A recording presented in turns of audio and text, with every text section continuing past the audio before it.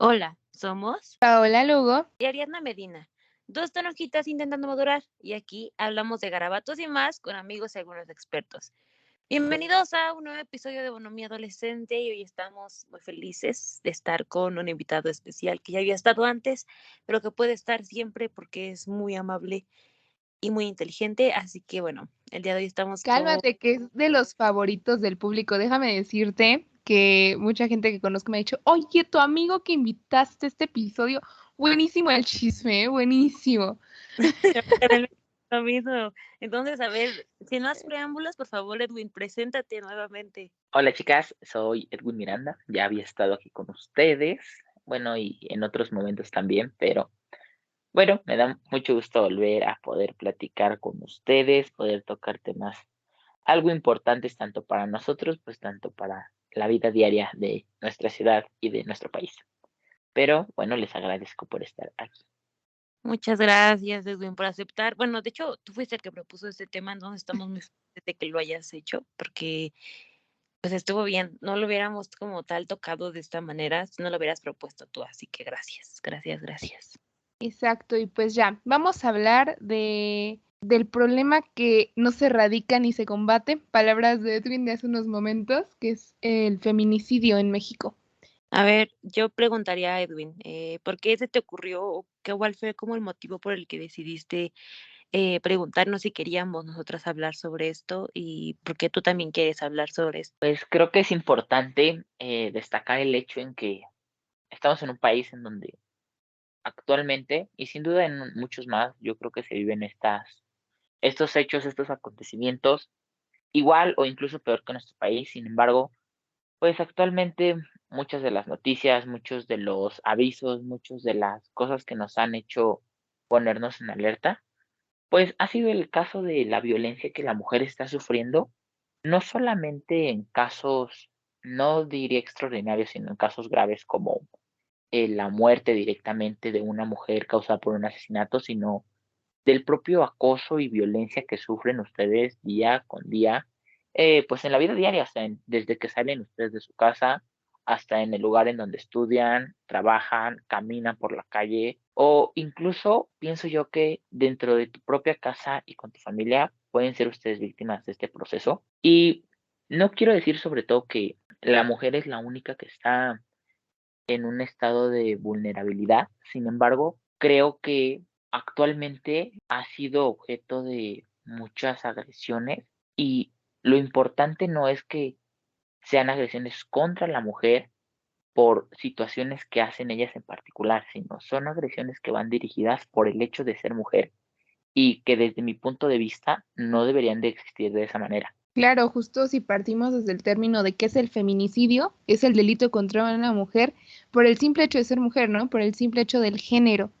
Y también el hecho de toda la historia que tiene la palabra feminicidio, o sea, es algo grandísimo. Sí, yo había leído por ahí, por ejemplo, que feminicidio en México se empezó a usar desde el 2012, o de ahí antes nada más era tratado como homicidio, entonces creo que hacer todo este como especificación en el asesinato hacia una mujer, no hacia otra persona, sino hacia una mujer por el hecho de ser mujer y que se haya tenido que hacer esto se me hace increíble, ¿no? O sea, en principio es un homicidio, se me hace horrible y uno por una razón específica como es por género, se me hace peor.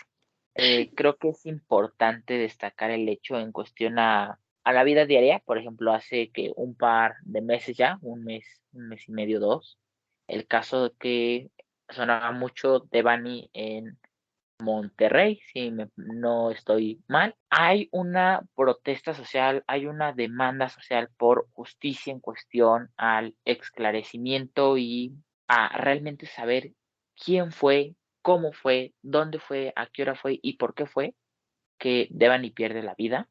Una joven que desde una información muy vaga que tengo, una joven que salió a una fiesta y que al final de cuentas no llegó a su casa después de esa fiesta. ¿Qué pasó? Pues realmente no sabemos, ¿no? O sea, creo que hay diversas versiones, hay diversas historias. Es importante, considero yo, ponernos en el papel de cada uno de los actores que participan en cada una de las situaciones donde se protagoniza algo, bueno, más bien donde la protagonista es una mujer que está sufriendo una violencia, en este caso incluso la muerte, porque las personas que no critico, cabe destacar, incluso creo que estoy de ese lado de la moneda, pedimos justicia, pedimos que se pueda hablar con libertad de lo que sucedió en diversos casos. Sin embargo, creo que así como tienen mucha culpa y mucha responsabilidad los gobiernos que están trabajando en cada una de las entidades federales de nuestro país para, bueno, preservar la justicia, la paz, el bienestar de todas las personas, también debemos de entender que cada una de las instituciones y organismos que dependen de ese gobierno están saturados a un grado en el que es imposible atender 10 casos de feminicidio cuando tienes 2000 casos de robo, 30 de secuestro, o sea, imposible porque ni siquiera el personal, ni siquiera un policía por cada entidad te da para atender un solo caso. Entonces, es importante atenderlo, sí, sin duda. Sin embargo, tu gobierno, ¿cómo lo haces? Porque también hay que ponernos de ese lado. ¿Cómo haces? ¿Cómo buscas? ¿Cómo logras ver la verdad de algo que no tienes capacidad? Entonces, creo que ese hecho es importante también destacar que hay que ver todas las caras de todas las monedas que participan en un hecho tan grave como es el feminismo, o el feminicidio, perdón, y pues poder ver que ninguno de los papeles es fácil, pero pues debemos de ser, creo que, pacientes en ocasiones para podernos dar cuenta de lo que realmente está sucediendo. Claro, pacientes y empáticos, y así como dices, hay cifras grandísimas. Yo estaba leyendo que en México es un país donde 10 mujeres son asesinadas cada día, ¿no? Y no hablemos, por ejemplo, de las cifras que tenemos de abril de este año. Fueron eh, 82 feminicidios a nivel nacional y en agosto del 2021 fue como el récord, que no sé si se debería decir récord, porque para mí récord es como algo positivo, ¿no? Y fueron 112 asesinatos, ¿no? Y es lo que tú dices, o sea, no hay capacidad, o pareciera que no hay capacidad. Sí, efectivamente, o sea, también, por ejemplo, regresemos unos años más, el caso de Rubí, hija de Marisela Escobedo, creo que es más conocida su mamá, Marisela Escobedo, por ser esta activista, una de las precursoras, yo diría, al menos en México, o precursoras en relación a que los feminicidios se volvieran pues de alta importancia y si no de importancia, que tuvieran relevancia en gran parte del país. Una mujer que, contando su vida rápidamente, madre de una hija que termina siendo asesinada por un papá, por un esposo, por una pareja de ella misma, y que al final de cuentas tiene que luchar para poder pedirle a las autoridades justicia en el caso del asesinato de su hija, a pesar de tener todas las pruebas, bastante apoyo de su familia, bastante apoyo de la sociedad. Fue imposible poder hacer justicia por lo que sufrió su hija, por lo que sufrió ella, por lo que sufrió su familia y por lo que sufrió su nieta, hija tanto de la mujer que murió, de su mamá, y hija del asesino de su propia mamá, ¿no? Entonces creo que son temas importantes que debemos destacar, que nunca debemos olvidar y que sobre todo, pues tenemos que tener presentes que muchas personas han perdido la vida siendo únicamente parte de la lucha contra estos grandes problemas, como en este caso es el feminicidio en nuestro país y bueno, no dudo que en muchos otros también lo estén pasando de esta manera. Claro, y el caso de Marisela fue, digo, ella se puso a buscar, se puso a, o sea, tenían todas las personas todo ahí para hacer de cierta manera justicia. Y terminó pasando una serie de tragedias más, ¿no? Sí, es un caso que dices, ¿cómo? Sí, efectivamente, y o sea, no únicamente las tragedias que pasó durante muchos años buscando justicia, sino ella muere asesinada también, lamentablemente, y me da risa, risa no por la muerte, sino risa de cómo es posible que una mujer que luchaba contra la muerte de su hija, no contra la muerte, contra el asesinato de su hija, termine siendo asesinada por la misma razón, por el mismo tema de su protesta, y no en cualquier lugar, sino fuera del lugar, más importante de un estado, que puede ser su palacio de gobierno, termina siendo asesinada, y también sin ser una persona que se logre justicia en cuestión a la persona que la asesina. Yo veía en ocasiones unos documentales, pocas notas periodísticas, y su familia lo pierde todo también cuando Marisela Escobedo, la mamá de Rubí, pierde la vida. El pequeño negocio que tenían lo pierden, tienen que huir como refugiados a Estados Unidos, y a pesar de que están ya en otro país, siguen sin poder tener justicia ahora, ni por Marisela, ni por Rubí, ni por nadie, y terminan perdiendo absolutamente todo, y sobre todo digo perdiendo porque era una lucha que nunca ganaron. Claro, y aquí me gustaría también como dar el término de feminicidio, como aclararlo un poquito antes de seguirnos, porque casos sobran que hay sin digamos, este tipo de justicia que se busca. Y prácticamente voy a hacer una historia rápida, sencilla. Eh, Diana Rosell, una feminista sudafricana, hizo una tipo paráfrasis de una escritora que se llama Carol Orlock, y dijo que el feminicidio es el asesinato de mujeres realizado por hombres, motivado por el odio, desprecio, placer o un sentido de propiedad sobre la mujer. En los 90 empieza a crecer la violencia justamente en la parte del norte de nuestro país, en Ciudad Juárez, para ser más específicos, y ahí es donde Marcela Lagarde traduce el término de feminicidio que se tenía en el siglo XIX a feminicidio, y así es como ahora usamos la palabra feminicidio para referirnos a todos estos casos. Ok, yo tengo como unos datos mundiales antes de que sigamos, porque es muy impactante. Cuando yo lo investigué, lo encontré, dije, no puede ser. Pero miren, en un estudio que hizo la UNODC, que es la Oficina de las Naciones Unidas contra la Droga y el Delito, que se publicó en julio del 2019, marcó que ese año 87,000 mujeres en todo el mundo fueron asesinadas intencionalmente, y más de la mitad de ellas fueron por parejas íntimas o miembros de su familia. Y bueno, este número pues obviamente ha seguido aumentando con el tiempo, porque pues este tipo de delitos son de esta manera y así se viven. Por ejemplo, en este año, como dijo Paula al inicio del podcast, de enero a marzo de este año, del 2022, se registraron 229 feminicidios en el país, y la mayoría de ellos fueron en febrero con 81, en enero con 78 y en marzo con 70. Y obviamente, como dije, pues otra vez seguramente este año van a ser más, porque no puede ser que en 3 meses ya hubo 200, casi 300 feminicidios en un solo país, que pues obviamente es uno de cientos países que hay en el mundo, y no me imagino la cantidad grandísima que puede haber este año por este tipo de delitos, y que muchos de ellos quedan pues impunes, ¿no? O sea, no se resuelve. Y como en el caso de Marisela Escobedo, que decía hace rato Edwin, que aunque se sepa quién es el asesino de estas mujeres, pues aún así pues no se hace nada o no se hace mucho por estos casos. La verdad es que es durísimo.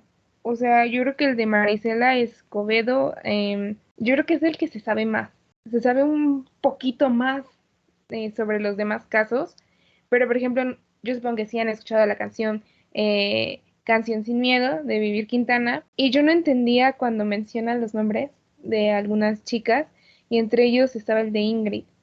Y para hacer este podcast busqué el nombre y encontré, ¿no? Y por ejemplo, ella fue descuartizada por su entonces pareja, y por lo que entendí, sus vísceras fueron tiradas por el inodoro. Yo cuando leí esto dije, ¿qué? O sea, hay millones de casos en los que suena imposible la agresión que se le hace a las mujeres. Y no es imposible, es algo que se vive día a día. Claro, y por ejemplo, a ver, les pregunto, chicas, ¿puedo decir qué día es hoy? Claro. Ujú. Ok. Adelante. Yo hoy escuchaba en las noticias en la mañana sobre el asesinato de esta periodista, para no irnos tan lejos en fechas, Sí. Cecilia Monzón, una activista igual, figura pública de pueblo, pensaría yo, una activista que igual luchaba por lograr un cambio en relación a la violencia que sufren las mujeres y que a pesar de que han pasado unas horas de su asesinato, no hay historia que contar, ni falsa ni verdadera. Nadie vio nada, nadie sabe nada. Y entonces aquí es donde nos preguntamos, ¿quién asesinó a otra activista?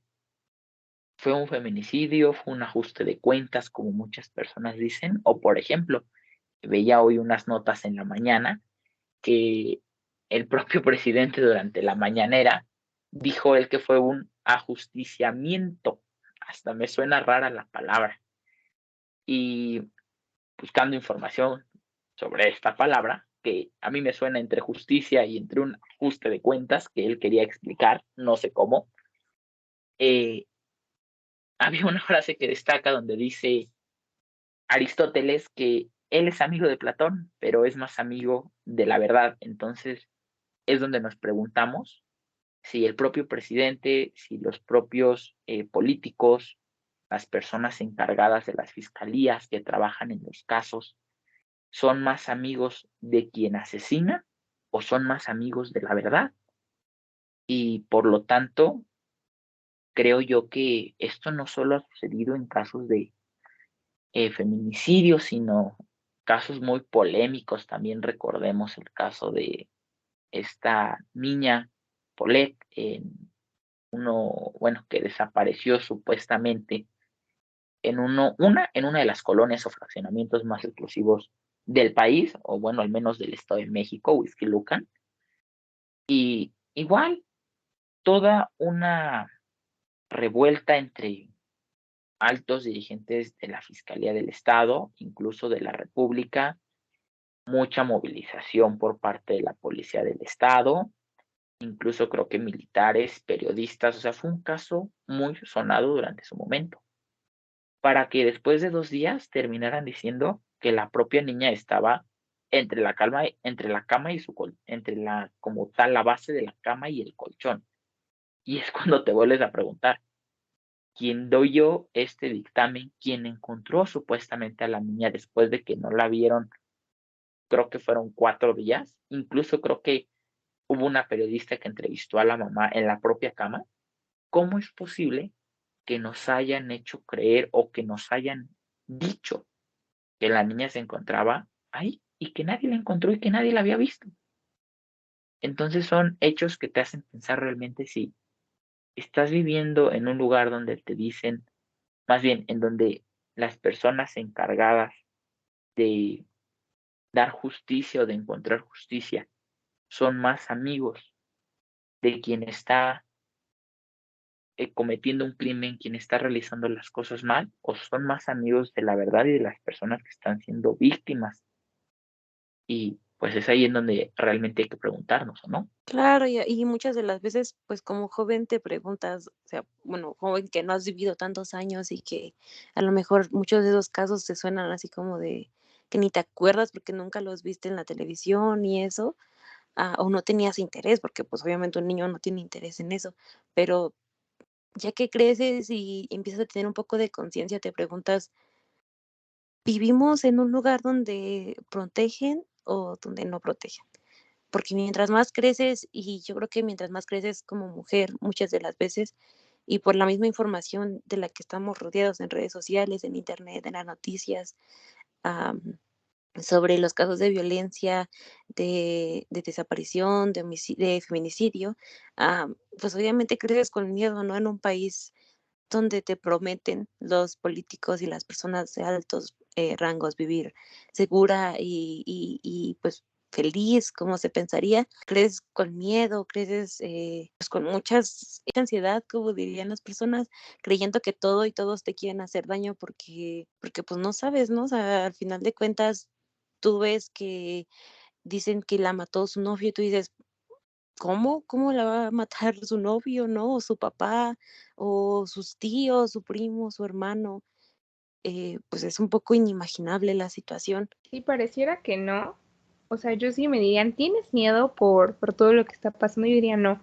Pero si me pongo a pensar, sí te causa ansiedad de decir, bueno, y conozco a alguien y salgo con esa persona, pero si al rato me mata esa persona, O sea, la verdad es que hay tanto y nosotros escuchamos un cachito de la cantidad de feminicidios que pasa en el país, ¿no? Y eso yo creo que más en las noticias y alguno que otro que tienes accesibilidad en las redes sociales, pero es una cantidad inmensa que pasa. Y ahorita, como decía Edwin, ¿no? O sea, el caso de Paulette y el de Devani, ahorita se encontraron una nota del Universal en donde se ponen a comparar los dos casos.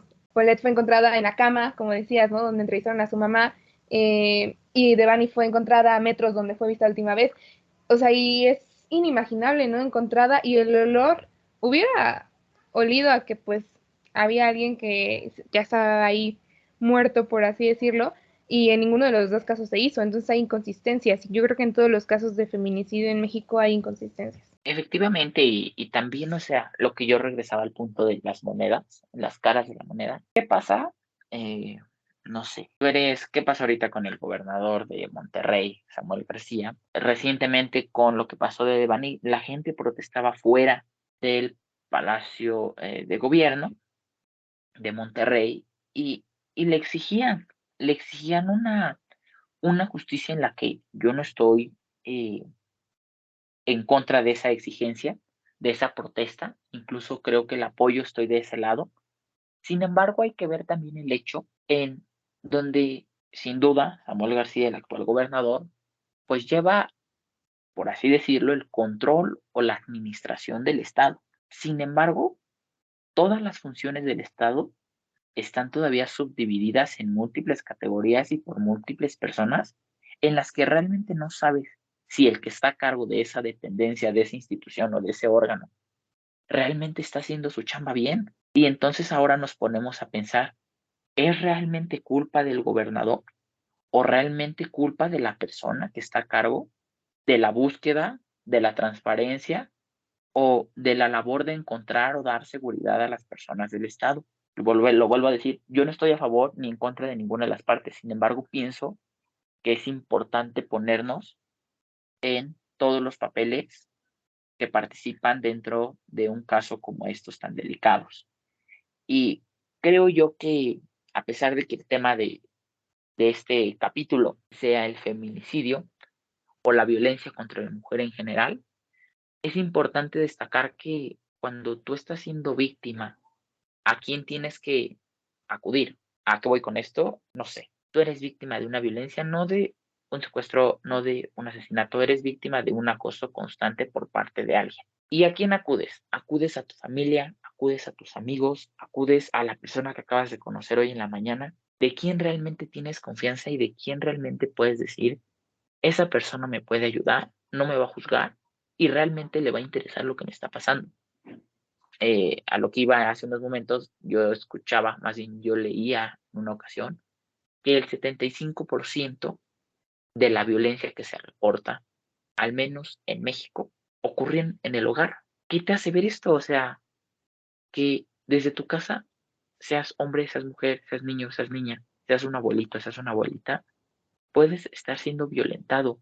Y cuando no hay una confianza en donde se debería de suponer que es el lugar más seguro para uno, en su propia casa, yo creo que como persona no vas a confiar en absolutamente nadie. Entonces creo importante el hecho en donde siendo amigos, siendo familia, siendo conocidos, siendo personas que comparten el ámbito laboral, escolar, perdón, o cualquier otro, deben de empezarse a crear lazos de confianza.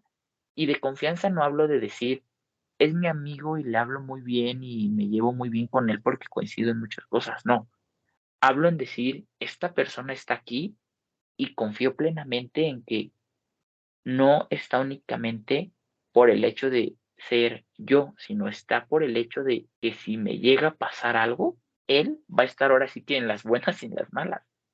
Entonces, no sé cómo ustedes lo vean, pero creo que esa es una parte muy importante de cuando una persona está siendo violentada o está viviendo situaciones difíciles. Bueno, me imagino que cada caso de violencia obviamente pues es muy diferente, pero yo creo que muchas de las veces, como dices tú, el apoyo o la misma violencia viene desde dentro del núcleo familiar.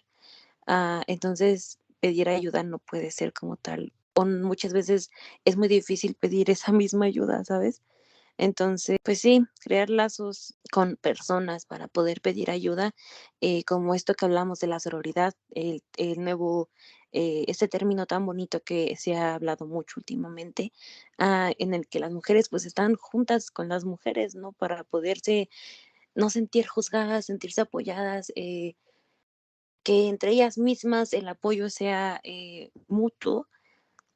Pues yo creo que es importante, ¿no? Que se creen estos grupos en las redes sociales, que es algo muy común y que, pues, aunque sea detrás de una pantalla, pues, muchas de las veces puede ser, pues, funcional y, pues, real, ¿no? Porque estás hablando con otra persona real, bueno, a veces, obviamente no siempre, pero, pues, esto también puede ser una parte de la ayuda, am, en donde puedes encontrar, pues, apoyo. Em, yo creo que es la persona en la que tú más creas que te va a escuchar sin juzgarte. O sea, yo creo que lo que menos quieres es que te digan algo como que te haga sentir mal, ¿no? Porque muchas veces incluso las personas, y me incluyo, tenemos comentarios machistas incrustados ya.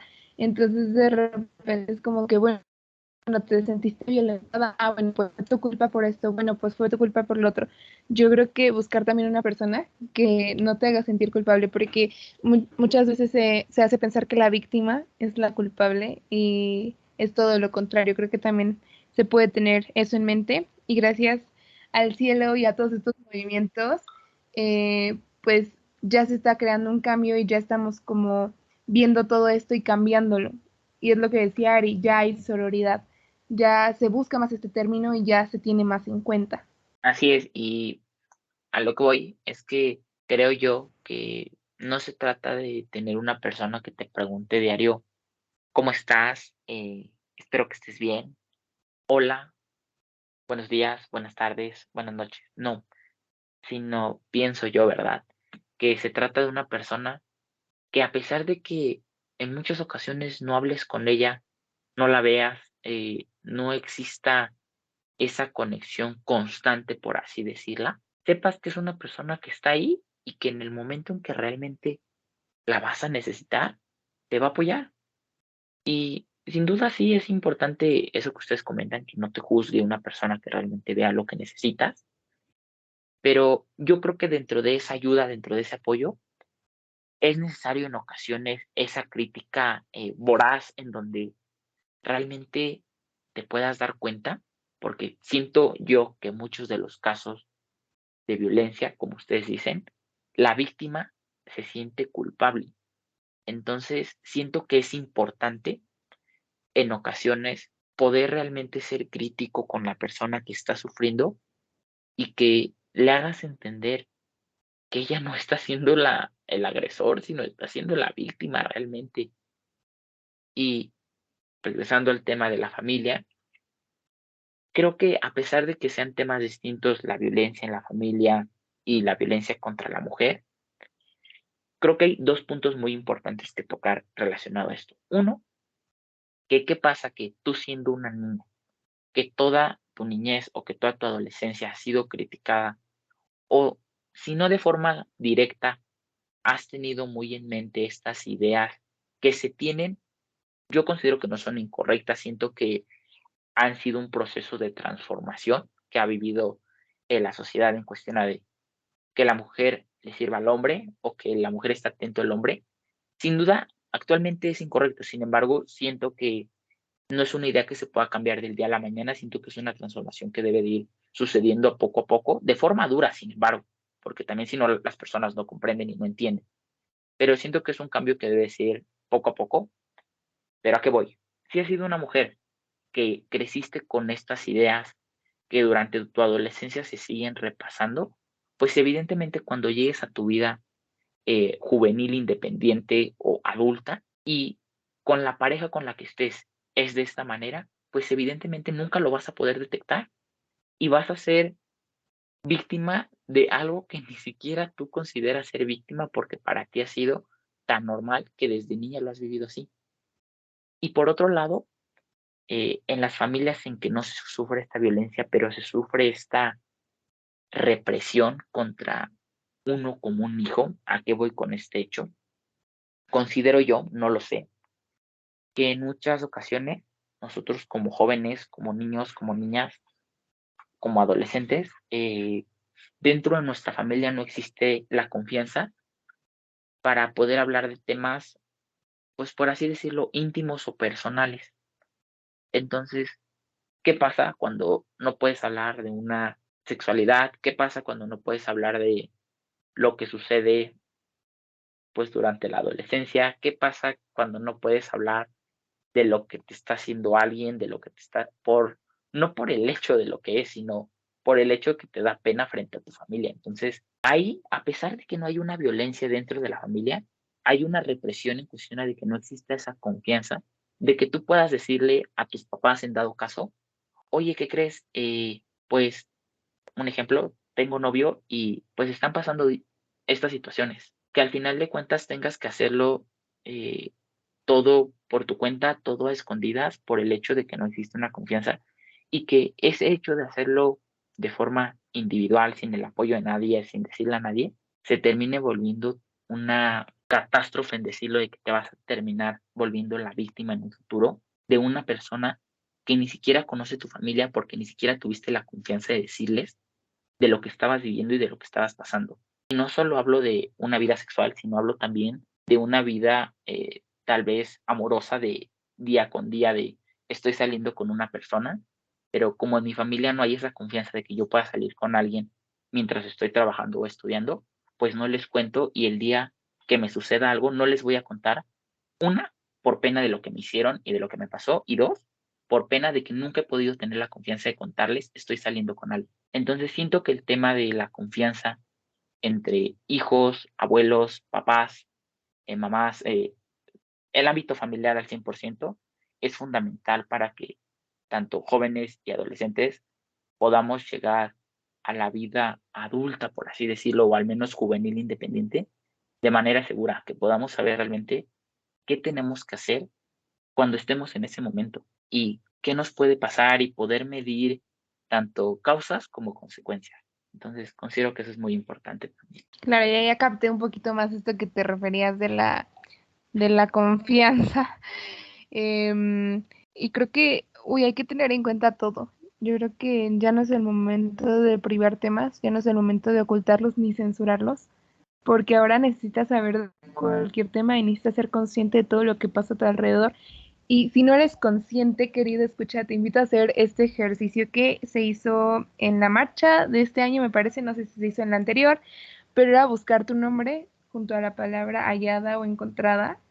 Yo lo hice y la verdad es que no se imaginan la cantidad de casos que hay, por ejemplo, con mi nombre y que seguro hay que con muchísimos nombres más. Claro, y referente otra vez a la confianza, que hablábamos sobre como ahorita que somos jóvenes, con nuestro referente con nuestros papás. Yo no los justifico, obviamente, pero tampoco quiero como enjuiciarlos tanto a los adultos, porque me imagino que a ellos tampoco les dieron la oportunidad de pues expresarse de estas formas, ¿no? Por lo mismo que decíamos del patriarcado que está tan incrustado en la sociedad, en donde pues obviamente de esto no se habla, porque pues ¿cómo voy a decirle yo a mi hija sobre relaciones sexuales? ¿Cómo voy a decirle yo a mi hija cómo que está mal, que le tiene que servir a su novio, que tiene que hacer esto? O sea, pero sí creo que ahora es más importante, y es muy importante también que los papás puedan tener como un poco también esta de construcción y construcción, tal y como lo han hecho muchos jóvenes, para poder empatizar más con la situación y decir, mira, yo ya no soy como mi papá, tengo que tener otras mentalidades para poder hacer que mi hijo pueda sobrevivir en un mundo tan horrible como es el de ahorita, un mundo tan violento, un mundo tan, am, pues no sé, desigual. Am, entonces creo que es mucho si bien hablábamos de los gobiernos, también creo que es una parte muy importante las familias para poder hacer el cambio que tanto todo mundo quiere y que tanto las mujeres también buscamos y exigimos a gritos porque lo merecemos, porque merecemos salir libres, seguras, felices a la calle sin temer como pues de las personas que van a nuestro alrededor. Entonces, pues ya, creo que ha sido un buen episodio. Yo me siento muy feliz hablando. Bueno, no feliz, la verdad es que me hace sentir muy impotente porque no podemos hacer mucho como pues, de esta edad. Eh, pero sí podemos hablar. Entonces creo que está muy bien hacerlo y te agradezco mucho, Edwin, oye, por habernos metido esta idea del podcast. Inculcado, ya nos inculcó, nos enseñó. Ándale, y pues sí, Edwin, oye, qué padre que tú fuiste el que nos dio esta iniciativa. Gracias, de verdad. No, chicas, gracias a ustedes y pues sobre todo, yo sé que estos audios, estos podcasts van dirigidos para sobre todo personas de nuestra edad. Sin embargo, si algún papá, si alguna persona adulta lo escucha, solo les digo que en ocasiones hay que reflexionar realmente que así como ustedes fueron jóvenes, nosotros lo somos más bien actualmente. Y yo entiendo que ustedes tal vez no tenían estas situaciones o no sucedía todo tan rápido, ¿no?